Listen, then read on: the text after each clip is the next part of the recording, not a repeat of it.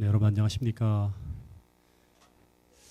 코바코에서 지금 두 번째 우리가 지금 히라 캠프 캠프를 하는데 장소가 조금 좁은 것 같죠? 네, 다음번에는 훨씬 더 넓은 데라서 우리 비전 700을 우리가 이루고 더 넓은 곳에서 우리가 함께 또 히라 캠프를 하는 것을 한번 꿈꾸어 봅니다.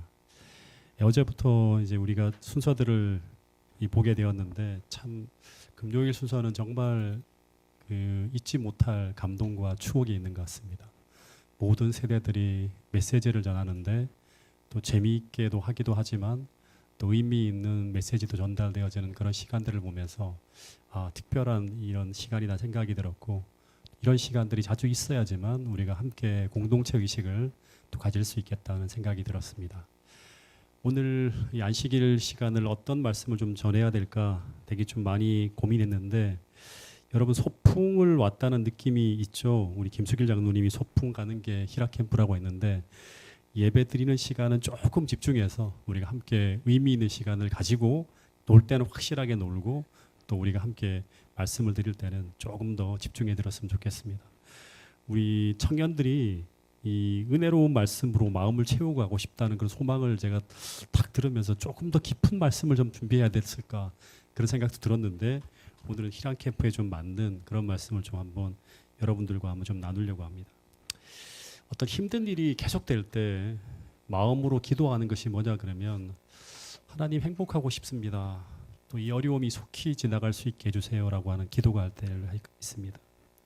많은 사람들이 꿈꾸는 게 뭐냐 그러면 여기 나와 있는 단어처럼 행복이라고 하는데, 근데 이 행복이 쉽게 찾아오지 않는다고 하는 것입니다.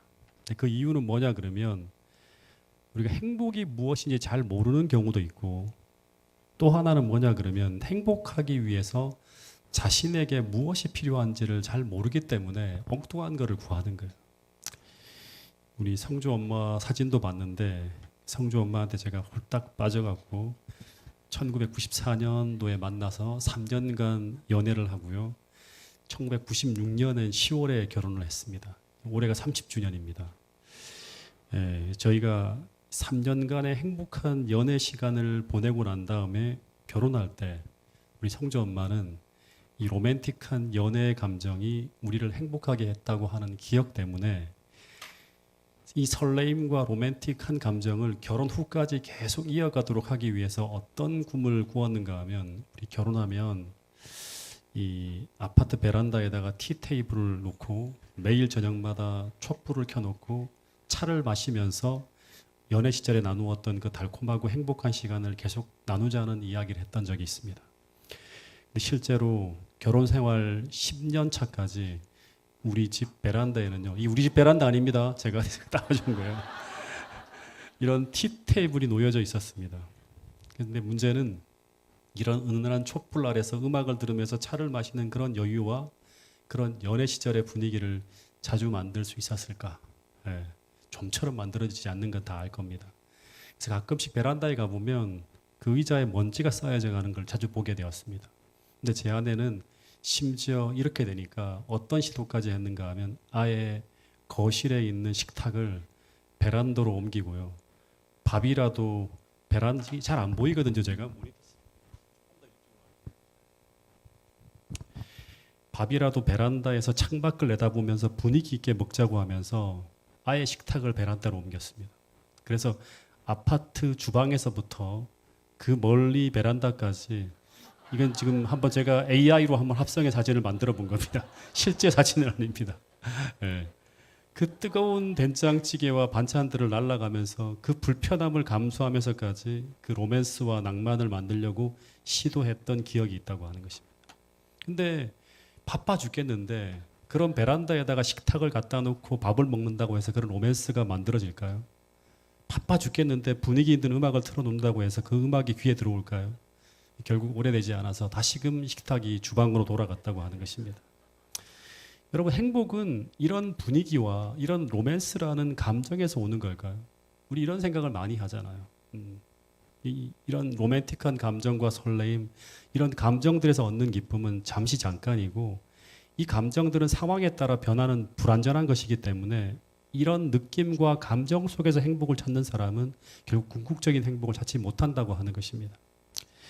또 하나 제가 50평생을 살면서 무언가 물질적인 것을 얻어서 진짜 행복한 때가 있었는데 그중 하나는 뭐냐 그러면 제가 미리 좀 보여드렸는데 결혼한 후에 아이들과 같이 놀러 다닐 겸해서 기존에 타고 있는 작은 승용차를 바꾸는 꿈이 있었어요.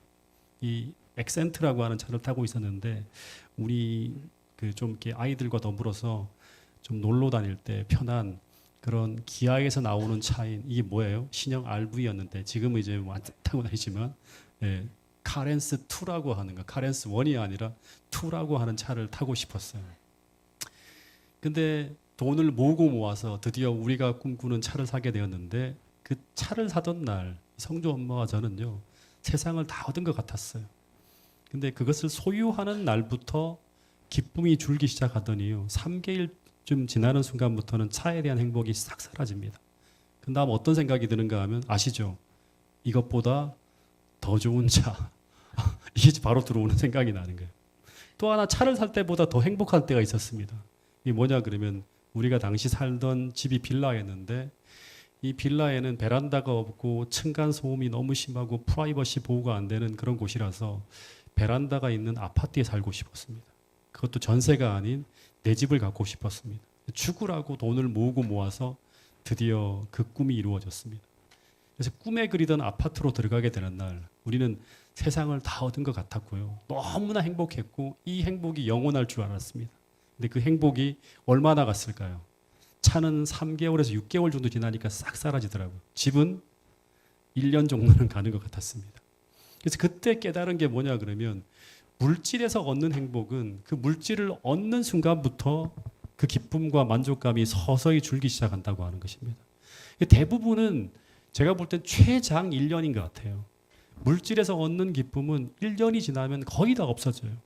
그래서 50년을 살면서 얻은 결론은 무엇인가 하면 우리의 행복은 물질에서는 잠깐이고 지속적이고 영원한 행복은 물질이 아니라 다른 뭔가가 들어와야지만 된다고 하는 것입니다.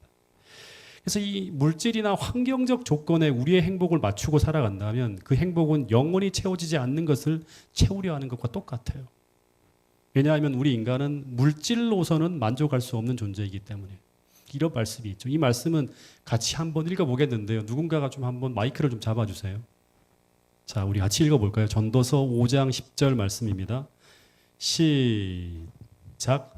풍부를 사랑하는 자는 소득으로 만족함이 없나니 이것도 헛되도다. 풍부를 사랑하는 자라고 하는 말은 물질을 사랑하는 자는 이 소득으로 만족함이 없나니 이것도 헛되도다. 그래서 여기서 우리가 하나 정리할 게 뭐냐 그러면 행복은 이 로맨스라고 하는 어떤 행복한 감정을 추구하는 데서 오는 것도 아니고 물질을 소유하면서 오는 것도 아니라고 하는 것입니다. 행복은 어디서 오는 것일까? 이제 좀 중요한 결론, 첫 번째 하나의 결론이죠. 바로 맞히면 안 되니까. 철학자들과 심리학자들이 말하는 행복은 이 네 가지가 충족되는 데서 온다고 합니다.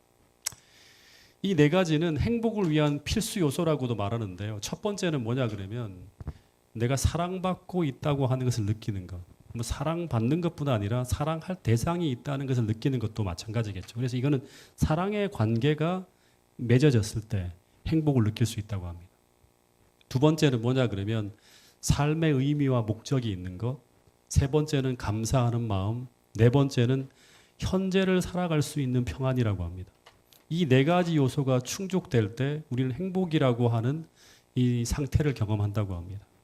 그래서 우리가 얕고 짧은 행복이 아니라 진짜 깊고 궁극적인 행복을 추구한다면 첫 번째는 사랑하고 사랑받고, 즉 사랑의 관계를 맺고 살고 있어야 되고요. 두 번째는 의미를 느끼며 살아야 되고, 세 번째는 감사하는 마음을 가지고 살아야 되고, 네 번째는 마음의 평안을 가지고 살아가야 된다고 하는 것입니다.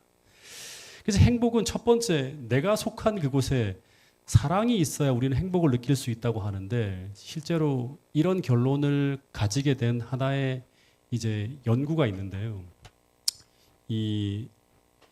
우리가 많이 들었을 거예요. 하버드 대학에서 행복에 대한 종단 연구를 한 적이 있는데, 이 연구가 1938년부터 시작되었다고 합니다. 그래서 역사상 가장 길고 심층적인 행복에 대한 연구라고 하는데요.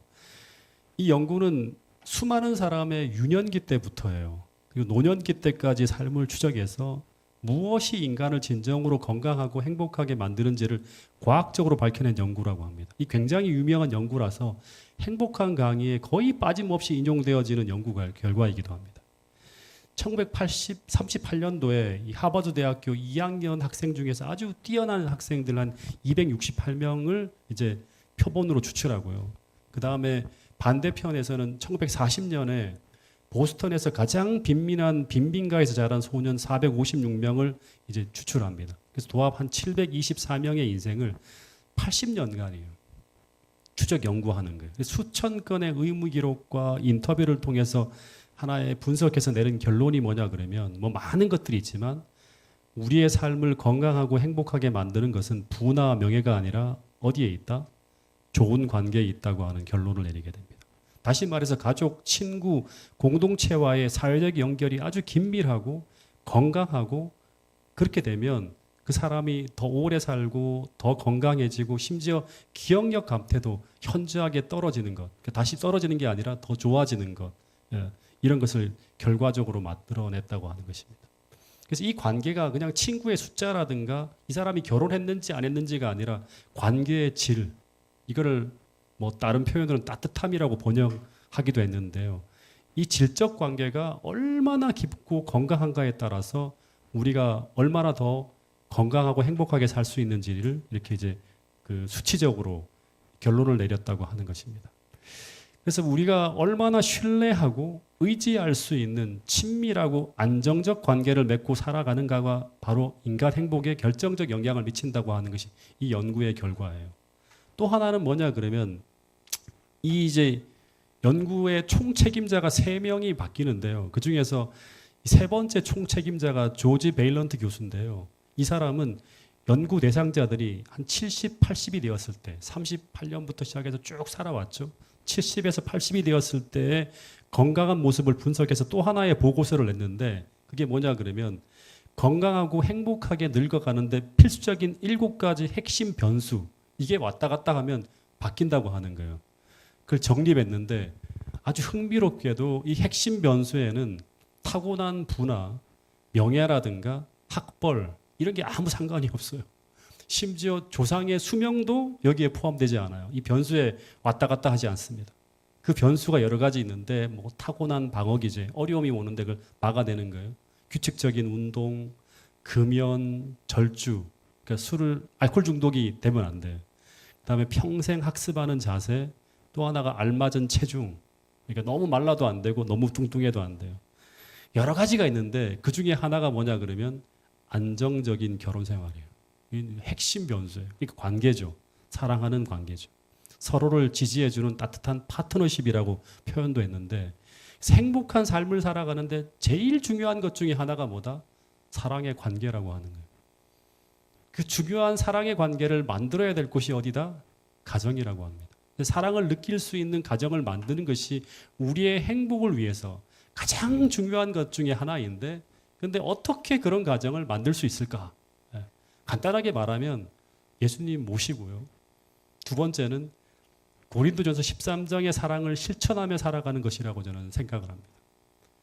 그래서 이 사랑을 실천하며 살아가야지만 공동체 안에 연결된 사람들이 사랑을 느낄 수 있게 되는 것입니다.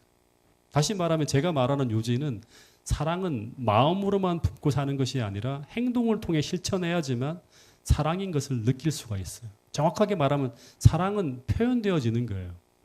그래야 관계를 맺고 있는 사람들이 사랑을 느끼기 시작하고 그래서 가족 구성원들이 이 사랑을 느끼기 시작하면 그 가정은 행복한 가정이 될 수 있는 첫 번째 기틀이 만들어지는 거예요. 4가지 요소 중에 첫 번째 요소가 만들어지는 거예요.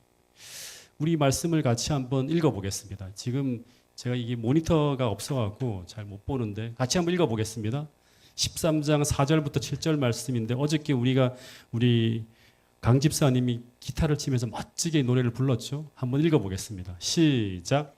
사랑은 오래 참고 사랑은 온유하며 시기하지 아니하며 사랑은 자랑하지 아니하며 교만하지 아니하며 무례히 행하지 아니하며 자기의 유익을 구하지 아니하며 성내지 아니하며 악한 것을 생각하지 아니하며 불의를 기뻐하지 아니하며 진리와 함께 기뻐하고 모든 것을 참으며 모든 것을 믿으며 모든 것을 바라며 모든 것을 견디느니라. 저는 이 고린도전서 13장의 내용이 사랑이 어떻게 나타나는가를 설명하고 있는 것 같아요. 이것을 조금 더 구체적으로 말하면 사랑은 사랑하는 상대를 오래 참는 데서 나타난다고 하고 있고, 그 사람을 온유하게 대하는 데서 나타난다고 하고 있고, 그 사람을 무례히 행치 않는 것에서 사람을 사랑하는 모습이 나타난다고 하는 것입니다. 이걸 조금 더 실제적으로 우리 가정에 적용하면, 아내가 아무리 1년 내내 창고 정리를 해달라고 요청해도 알았다는 말만 하는 남편에게 어떻게 대하지 않는 것? 무례히 대하지 않는 것. 1년 내내 제발 옷을 아무렇게나 벗어놓지 말고 정리정돈 해달라는 말에 반응이 없는 아이들과 남편에게 어떻게 대하는 것? 온유한 모습을 잃지 않는 그 아내의 모습을 통해서 사랑의 모습을 발견할 수 있다고 여기서 분명히 진리의 말씀이 증거하고 있습니다. 다시 말해서 잘 변하지 않는 자녀의 모습과 남편과 아내의 모습을 보면서도 어떻게 해야 된다? 바라고 믿고 참아내며 살아가는 것. 이것이 고린도전서 13장에서 말하는 주님이 가르쳐주는 사랑이라고 말씀하고 있는 것입니다. 이 사랑은 말로 표현하는 것은 쉽지만요. 이 말씀 하나하나를 보면 제가 지금 말씀드린 게 쉬운 게 아니죠. 행동으로 표현되어지는 것은 쉬운 일이 아니라고 하는 걸 여러분 생각해야 돼요. 신혼부부라고 하면 또 결혼을 준비하고 있는 청년이 있다고 하면 이 말씀은 어떤 얘기를 하고 있는가 하면 상대에 대한 모든 로맨틱한 환상이 다 벗겨졌을 때도 상대의 모든 연약함과 부족을 보면서도 그 사랑을 실천하는 수고로움을 기꺼이 짊어지고 그 사랑의 길을 걸어가게 될 때 그 열매로 주어지는 게 뭐냐 그러면 오늘 제가 말한 사랑의 관계라고 하는 것입니다. 또 하나 제가 이 부부라고 하는 것은 사랑의 관계를 맺고 평생을 살아가야 되는데 너무나 중요한 것 중에 하나가 뭐냐 그러면 소통하는 거거든요. 제가 오래전에 이런 설교는 제가 동작에 있을 때 좀 했고 그 다음에 오랫동안 안 했는데 오래전에 제가 가정사역에 관한 컨셉을 가지고 설교를 준비하다가 인터넷 동영상 강의를 몇 개를 듣다가 엄청나게 웃으면서 수십 년간 풀리지 않는 하나의 의문을 풀었어요. 그리고 너무나 감격해서 제가 바로 설교로 한 일이 있습니다. 이 동영상은 아마 보신 분들이 되게 많을 거예요. 워낙 유명한 동영상이기 때문에. 그 제목이 뭐냐 그러면 여자와 대화하는 방법이라고 해요. 보셨죠? 보신 분들 있나요? 네, 손을 또 안 드시네요. 네, 내용이 뭐냐 그러면 간단하게 말하면 여자와 대화하는 대화법을 남자는 모른다고 하는 거예요. 절대 그렇지 않다고 생각했는데 저는 이분이 어떻게 강의하는가 하면 남자라고 하는 존재는 대화를 나눌 때 논리적인 대화가 안 되면 대화가 끊어지고 침묵하게 되는데 근데 여자들은 논리적인 정보를 주고받는 것보다 공감이 중요하다고 하는 내용이었습니다. 그래서 이 남자가 여자와 대화할 때 말끝마다 이 4가지 단어만 기억하면 여자와 대화가 가능하다고 했어요. 여러분 아시죠? 4가지 단어. 어떤 거죠? 네, 여기 나오죠? 진짜, 정말, 웬일이야, 헐. 제가 외웠어요. 그래서 이제 성주 엄마랑 얘기할 때 항상 이렇게 하겠구나. 아주 외워서 여러 번 들으면서 제가 외웠어요. 이 4가지의 표현은 내가 당신의 말에 첫 번째 공감하고 있고 두 번째 뭐 하고 있다? 경청하고 있다. 따라가고 있다고 하는 걸 표현하는 것이라. 그래서 여자들이 남자에게 듣고 싶은 건 뭐냐 그러면 남자의 의견이 아니라 남자가 자신의 이야기를 공감하고 있다고 하는 것과 경청하고 있다고 하는 걸 느끼고 싶어 한다고 하는 거예요.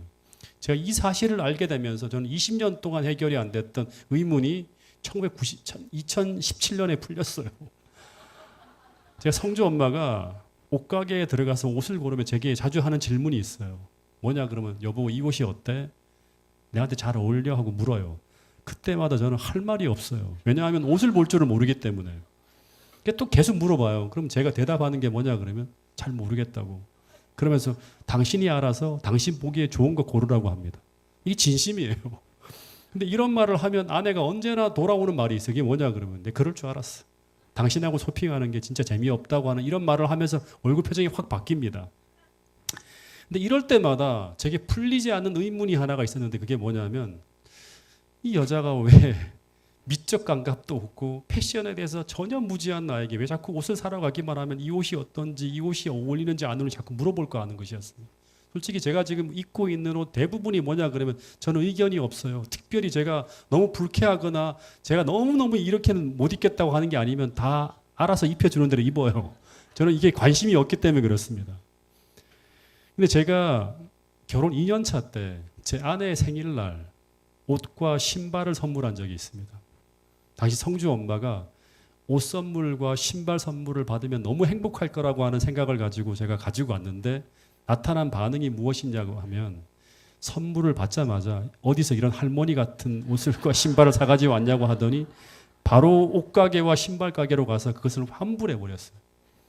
그리고 저는 아내에게 옷이나 신발을 절대 사지 않습니다. 선물하지 않아요. 그래서 아내는 분명히 제 패션 감각이 어느 정도인지를 분명히 다 압니다. 근데 그런 저에게 왜 옷가게에 가기만 하면 왜 자꾸 나한테 이 옷이 어떤지 저 옷이 어떤지 제 의견을 물어보는 이유가 뭔지 잘 모르겠더라고요. 근데 공부를 해보니까 제 아내가 제게 그것을 묻는 이유는 제 의견을 묻는 게 아니라고 하는 게 이 동영상 강의의 내용이었어요. 아내는 이미 스스로 다 결정해 놨대요. 그리고 제게 질문을 한다고 하는 것입니다. 굉장히 감동이었습니다. 제가 박수를 치면서 들었어요. 와, 그렇구나. 진짜 맞다. 제가 제 아내가 저에게 그것을 묻는 이유는 뭐냐 그러면 여러분 들으세요. 남자분들 특별히 들으세요. 내가 당신과 함께 하고 있다고 하는 것, 내가 당신과 같은 곳에 관심을 갖고 당신에게 공감하며 내가 당신 이야기를 경청하고 있다고 하는 그것을 나의 말을 통해 느끼고 싶어 한다고 하는 것입니다. 근데 이것이 바로 내가 당신을 사랑한다고 하는 표현이에요. 근데 이것을 20년 동안 깨닫지 못하다가 제가 그때 깨닫게 되었습니다. 그래서 요즘에 아내가 제게 이런 질문을 해올 때 이 옷 어때? 여보 이렇게 묻잖아요.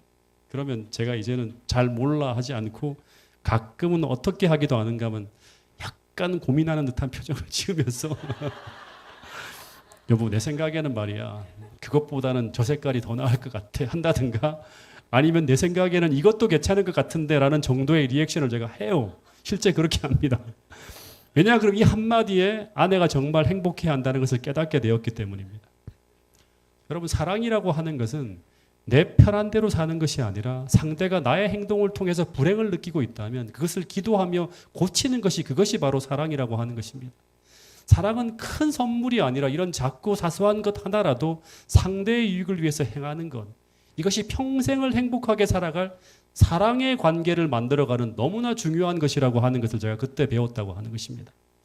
태능교회 모든 성도들이 이런 사랑을 실천함으로 말미암아 행복한 가정, 행복한 교회를 이루는 우리 모두가 될 수 있기를 간절히 바라겠습니다. 왜 자꾸 움직이시죠? 뭐 때문에 움직이시는지 잘 모르겠습니다. 오후 순서 준비 때문에 움직이는 거죠. 또 하나 이제 행복을 위해서 굉장히 중요한 요소를 또 하나 말씀을 좀 드릴 텐데요. 이 패트 험프리라고 하는 사람이 이런 연구를 했다고 합니다. 행복한 사람에게만 있는 공통점이 있다고 하는 걸 이 사람이 발표했는데 이 사람의 연구 결과에 따르면 행복한 사람에게만 있는 습관 중에 하나가 있대요. 제가 이걸 또 확인했어요. 매번 여러 사람들의 이제 모습을 통해 제가 말하는 언어 생활을 통해 확인했는데 그것은 바로 뭐냐 그러면 자주 반복적으로 감사를 표현한다고. 감사합니다. 수시로 나와요. 그 얘기가. 그 사람의 표정, 그 사람이 살아가는 삶을 보면 되게 행복하다고 하는 것입니다. 이제 바울 서신을 보면서 바울이 굉장히 많이 강조하는 것 중에 하나가 감사라고 하는 걸 제가 확인하게 되었습니다. 심지어 사도 바울은 어떤 말까지 하는가 하면 데살로니가전서 5장 17절에는 범사에 감사하라고 합니다. 이것은 무엇을 말하고 있는가 하면 범사에 감사하는 것 이것이 그리스도인이라면 믿음으로 고백해야 될 하나님을 향하신 하나님께서 우리에게 주신 하나님의 뜻이라고 하는 것입니다. 그래서 우리가 감사하지 못하고 살아가는 이유 중에 하나는 뭐냐 그러면 믿음을 잃어버림으로 겪게 되는 일인데 그 믿음이라고 하는 것이 무엇인가 하면 그것은 바로 오늘 우리에게 수많은 어려움이 찾아오지만 우리가 하나님의 사랑의 돌보심 속에 지내고 있다고 하는 걸 믿는 것을 잃어버린 거예요. 이 믿음을 잃어버리게 되면 바로 나오는 게 뭐냐 그러면 감사가 사라집니다. 그 결과 우리는 불행을 느낀다고 하는 것입니다. 오래전에 이것을 굉장히 많이 생각하게 만든 사건이 하나 있었는데 제가 동작중앙교회를 섬길 때 아내와 이제 좀 건강을 챙기려고 성주 엄마와 더불어서 배드민턴을 치러 서달산에 있는 배드민턴장을 간 적이 있어요. 근데 배드민턴을 잘 치고 계단을 내려오다가 갑자기 이 성주 엄마가 발을 헛디디는 바람에 무릎이 삐끗하면서 갑자기 다리를 움직이지 못하는 거예요. 주저앉아 버린 거예요. 병원에 가서 검사를 해보니까 무릎 인대가 파열되어졌어요. 기부스를 하게 됩니다. 기부스를 하고 집으로 돌아왔는데 이 사람이 걷지 못하니까 제가 머물던 동작중앙교회 사택의 화장실이 거실에서 반지하로 계단으로 내려가는 화장실이에요. 화장실을 갈 때마다 제가 어떻게 해야 이 사람을 업고 가거나 들고 가야 했어. 자다가도 화장실 갈 일이 생기면 성주 아빠 화장실 하면 그럼 제가 깨워서 도와줘야 됐어요. 그래서 일상적인 일이 다 중단되어지고 가사 일부터 모든 일이 제가 아이들과 함께 해야 되는 상황이 되어져 버린 것입니다. 이 사진이 당시 예배를 드리고 내려올 때 어떤 청년이 찍어서 제가 동작을 떠나올 때 액자로 해주신 사진인데요. 2014년 1월 7일 수술 전 목사님하고 그 다음에 옆에 뭐예요? 기부스한 사모님이라고 적혀 있습니다. 다시 말하면 이때가 제가 담낭 절제 수술을 받기로 되어 있는 그 바로 직전이었어요. 그래서 이런 상태의 아내를 데리고 제가 수술을 받기 위해 병원에 입원해서 수술 전 검사를 받는데 이 사람 보고 제가 오지 말라고 아무리 얘기해도 오겠다고 하는 거예요. 그래서 어쩔 수 없이 제가 이 사람을 보호자로 데리고 병원 이곳저곳을 검사하러 다니는데 근데 이런 다니로 기부스를 하고 목발을 짚고 따라오는 거예요. 하도 느려갖고 제가 어떻게 했냐, 여보 휠체어 타 하면서 휠체어를 태우고 제가 밀고 다녔습니다. 검사실로 휠체어를 밀고 들어가면 그 검사실 직원이 제가 아닌 아내에게 환자인 줄 알고 검사에 대한 설명을 하는 거예요. 그러면 그게 저 사람이 아니라고 휠체어 탄 사람은 제 보호자고 휠체어를 밀고 있는 제가 환자라고 하면 주위 사람들이 전부 저를 되게 딱하게 쳐다보는 거예요. 수술 받고 이제 병실에 누워 있는데 퇴원할 때 이 사람이 다리를 절면서 저를 병간호하는 모습이 진짜 가관이었습니다. 특별히 퇴원을 할 때 두 사람이 가방을 다 2개씩 메고 나오는데 제가 배가 아파갖고 하루 만에 퇴원을 시켜버리는 거예요. 배가 아파서 배를 펴지도 못하고 배를 움켜잡고 병원 손잡이를 잡고 막 걷고 있는데 제 아내가 뒤에서 목발을 짚고 다리를 짤뚝짤뚝 절면서 성주 아빠 괜찮아 괜찮아 따라오는데 근데 제가 속으로 하나님 시간 지나면 다시 이전으로 돌아갈 수 있겠죠 하면서 이 조직 검사 결과를 기다리는데 이 시간이 더 암흑으로 돌아가는 것이 아니면 지금도 감사합니다 하면서 기도했던 기억이 납니다. 그때 제가 이 작은 소동 속에 정말 크게 배운 것이 하나 있습니다. 이게 뭐냐 그러면 평범한 날들의 소중함과 감사함이에요. 아, 내가 이전에 얼마나 감사하게 살았는지를 그때 확인하게 되었어요. 아침에 아이들이 학교에 갔다가 오후에 돌아오고 아내와 함께 산에 오르며 등산을 할 수 있다고 하는 것. 이런 일들이 굉장히 단조롭고 평범한 일상들이지만 이것이 정말 하나님께서 우리에게 베푸신 정말 감사해야 될 선물임을 당시 값비싼 대가를 치르면서 배우게 되었다고 하는 것입니다. 여러분 성경 민수기를 보면 이스라엘 백성들이 감사가 사라진 채로 매 순간을 지나갑니다. 근데 그들이 당시 수많은 불편함들이 있었지만 매일같이 그들은 그들을 돌보시는 하나님의 은혜로 만나가 내리고 생수가 공급되고 그들의 필요가 매일같이 채워지고 있는데 구름 기둥과 불 기둥이 그들에게 그늘을 던지면서 가는 부분에도 최대한 하나님이 보호하시고 돌보시는 가운데 그 일이 진행되고 있는데 이 이스라엘 백성들은 그것에 대해 감사하지 않고 끊임없이 불평하며 불행하게 살아가고 있었다고 하는 것입니다. 그래서 하나님이 그들에게 감사해야 할 조건들이 얼마나 많은지를 다시금 가르쳐주기 위해서 그들을 보호하고 있던 그 돌보심과 은혜를 잠시 거두었을 때 어떤 상황이 벌어집니까? 지옥 같은 일들이 벌어지고 있는 걸 보게 되는 거죠. 일상의 평범함이 다 깨어지는 거예요. 당시 텐트 안에 들어온 그 불뱀들을 말미암아 40도의 고열이 오르내리는 고통 중에 그들이 얼마나 하나님의 큰 은혜와 은총 속에 살고 있었는지를 깊이 생각할 수 있는 시간을 갖게 되었다고 하는 것입니다.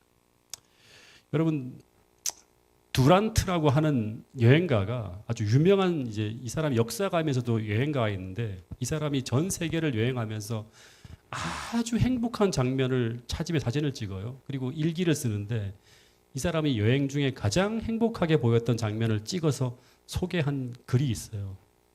근데 그거를 제가 이건 AI로 제가 그 스토리를 그냥 옮겨 놓은 건데요.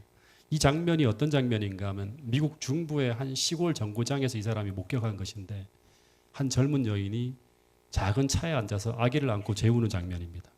잠시 후에 막 기차가 도착합니다. 그리고 한 남편인 듯한 남자가 막 뛰어내려서 너무 반갑게 이 모녀에게 막 달려가는데 차에 올라타서 이 사람이 아내에게 입을 맞추고 그 다음에 운전을 하며 사라지는 장면을 사진으로 찰칵찰칵 남겼어요. 그러면서 이 사람이 두란트가 자기가 본 세상에서 가장 행복한 장면이 이 장면이라고 합니다. 이 장면은 되게 평범하고 어디서나 볼 수 있는 장면이지만 우리가 놓치고 있는 행복일 수 있다고 하는 것입니다. 여러분, 이 안식일 우리에게 주어진 이 삶은 세상에서는 우리가 여전히 부족한 것 투성이고 힘들고 어렵고 고통스러운 일들이 존재하지만, 그러나 지금 우리가 믿음 안에 있고 우리에게는 우리를 사랑하시는 하나님이 계시고 더하여 우리가 사랑하는 가족들이 내 곁에 건강하게 있다는 것, 그리고 이 한날을 이렇게 평안하게 보낼 수 있다는 것, 이것이 하나님의 은혜라고 하는 사실을 잊지 않게 되기를 간절히 바라겠습니다. 정말 감사하며 행복하게 하나님이 주시는 희락이 넘치는 그런 안식일이 오늘 안식일이 될 수 있기를 간절히 바라겠습니다. 마지막 하나만 더 여러분들에게 소개할게요. 행복의 또 하나의 조건은 뭐냐 그러면 평안한 마음이라고 하는 것인데요. 평안이라는 것이 무엇을 말하는 것일까? 이 평안이라고 하는 한자를 보면 평평할 평자에다가 편안할 안자를 써서 마음이 고른 상태라고 합니다. 그래서 이 어떤 분들은 마음의 균형이 바로 평안이라고 합니다. 이 마음의 균형이 깨어지면 뭘 느낀다? 불행을 느낀다고 하는 거예요. 근데 이것을 행복이라고 하는 관점에서 보면 우리의 평안이 깨어지게 만드는 것이 참 많은데, 항상 평안하게 지내다가 어떨 때 깨어지는가 하면 막 이게 다른 사람하고 비교만 안 하면 평안하게 갈 수 있는데, 다른 사람하고 비교를 하는 순간부터 이 평안함이 깨지는 경우가 많다고 합니다. 여러분, 이런 말이 있어요. 많이 들어봤을 거예요. 찰리 채플린이 한 유명한 말인데요. 인생은 멀리서 보면 뭐다? 희극인데 가까이 가서 보면 다 뭐다? 못 보던 게 막 보인다고 하는 거예요. 제가 오래전에 김남도 교수라고 하는 유명한 사람이 있었는데, 이 사람이 특강을 하는데 이런 이야기를 하더라고요. 이 교수님의 가까운 친구 중에 모든 친구들이 부러워하는 한 친구가 있었다고 합니다. 이 사람은 서울에서 가장 비싼 아파트에 살고 있고, 이 부인은 모든 친구들이 부러워할 만한 미인대의 퀸으로 뽑힌 미스 코리아 출신의 아름다운 아내였다고 합니다. 그리고 이 친구의 딸은 미국에서 대통령 자제들이 다니는 최고의 명문 사립 고등학교를 다니고 있었고, 그리고 이 친구는 우리나라의 최고의 로펌에서, 김일장 같은 데죠, 어마어마한 연봉을 받고 있는 최고의 변호사였다고 합니다. 이 정도만 되면 대한민국에서 모든 사람들이 행복해하기 위해서 얻고자 하는 모든 스펙을 다 갖추고 있는 사람이 바로 이 사람이었어요. 근데 이것은 찰리 채플린이 말하는 멀리서 볼 때의 모습이고, 가까이 쫙 들어가서 보면 이 사람은 회사에서 맡은 소속마다 계속 폐합니다. 다음번 연봉 조정에서 구조조정 대상자로 이름이 올라가 있는 상태. 그리고 이 아름다운 아내는 마음의 병을 앓고 있었는데 매일 남편과 싸우다시피 하다가 지금은 극도로 안 좋은 관계로 별거죽에 있고 머지않아 이혼을 준비 중에 있는 상태라고 합니다.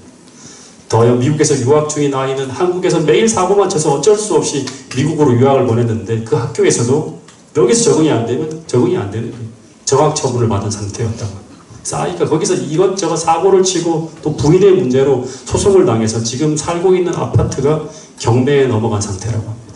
이것은 가까이에서 본 이분의 모습이에요. 이런 가까이에서 본 이런 모습을 보면서 여러분은 이분을 부러워할 만한 사람이라고 생각하시겠습니까? 절대 그렇지 않죠. 이 김남도 교수가 쓴 이 베스트셀러 중에 1000번은 흔들려야 어른이 된다라고 하는 책을 사서 제가 읽은 적이 있는데, 여기서도 비슷한 이야기를 이렇게 써놨습니다. 우리는 서로에게 뭐 같은 존재다? 달 같은 존재다. 이게 무슨 말인가 하면, 달의 공전주기와 자전주기가 같아서 우리는 달의 뒷면을 보지 못하고 늘 앞면만 본다고 하는 것입니다. 그러니까 달이 늘 같은 면을 지구로 향하고 있기 때문에 지구의 어디에서 보아도 우리는 달의 같은 면, 한 면만을 보게 된다고 합니다. 달의 뒷면을 보지 못한다고 하는 것입니다. 마찬가지로 대부분의 사람들은 다른 사람들에게 뭐만 보여주는가 하면 자신의 좋은 면만 보여주기 때문에 다른 사람의 불행한 뒷면을 보지 못한다고 하는 거예요. 그래서 우리는 늘 다른 사람들의 희극적인 면만을 보면서 사니까 내가 아닌 다른 사람들은 다 행복해 보이고 나만 불행한 것처럼 보이는 거예요. 그런데 죄악으로 가득 찬 세상을 살아가는 사람들에게 이 고통과 아픔이 없는 사람은 단 한 사람도 없다는 것이 진실입니다. 물론 신앙의 정점에 살게 되면 고통스러운 것을 이겨내면서 평안을 유지해 사는 것이지, 고통이 없는 가운데 진짜 평안한 사람은 제가 볼 땐 단 한 사람도 없어요. 그리고 심지어 제가 고승덕이라고 하는 사람이 이제 조금 이 시대 사람에서 조금 이제 그 옛날 사람인데, 이 사람이 국회의원인데 어느 신문과의 인터뷰에서 이런 말을 했다고 합니다. 이 사람이 어떤 사람인가 하면 서울대 법대 재학 중에 사법, 행정, 외무고시를 다 합격했어요. 그 뒤에 하버드대, 예일대에서 전과목 A 학점을 받은 사람이에요. 졸업 후에 콜롬비아 대학에서 박사학위를 받았어요. 최고의 명문에 다 학위를 다 받은 거예요. 귀국해서 방송인으로 활약하다가 국회의원이 된 사람인데, 이 사람은 서울대에서도 공부의 신이었대요. 고시생의 전설로 통할 만큼 서울대생 중에서도 최고의 인생을 살아갔던 사람이 바로 이 사람이라고 합니다.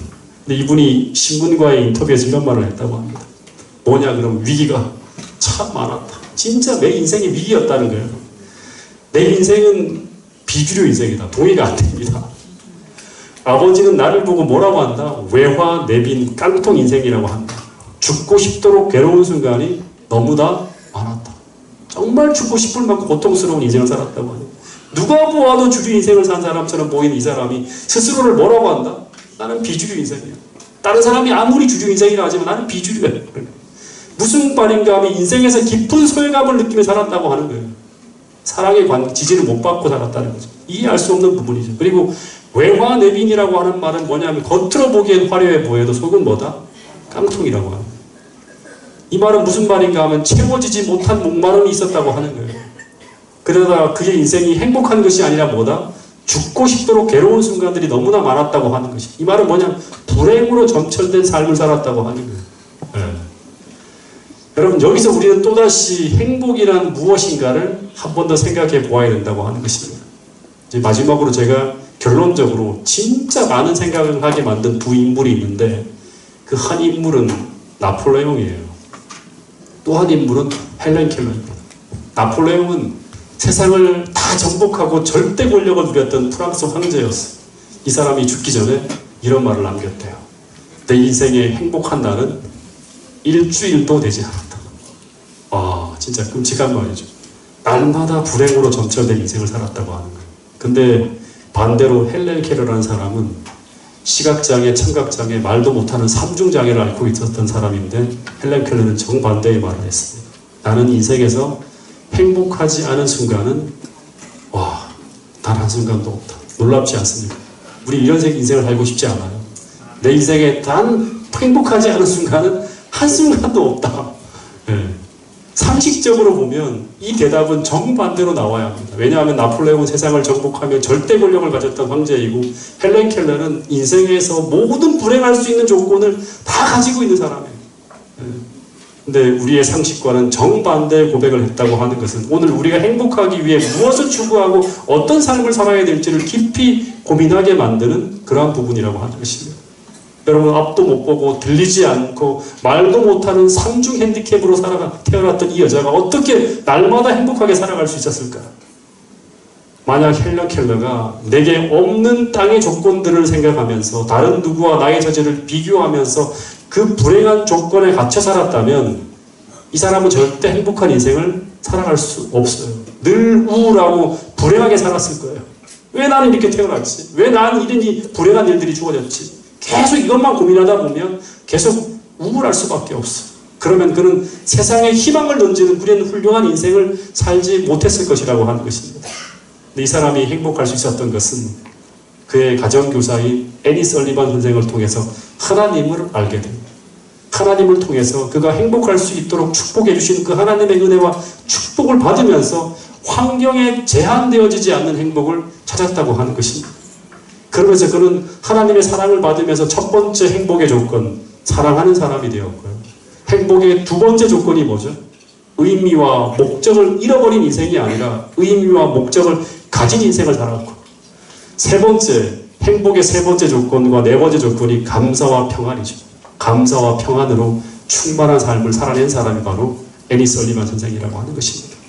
여러분, 그래서 이 시간, 오늘 우리가 찾아야 될 행복은 세상에서 찾고, 세상 사람들이 찾고, 세상에 어떤 것이 주는 행복이 아니라 헬렌 켈러처럼 하나님께서 모든 인생들에게 주시는 그 행복과 축복들을 꼭 찾아내어서 여러분이 진짜 세상의 모든 기쁨과 즐거움이 사라지는 이 세상에서 행복하고 의미 있고 감사와 평안할 수 있는 여러분 개인과 그런 가정과 그런 교회를 꼭 이룰 수 있게 되기를 간절히 바라겠습니다.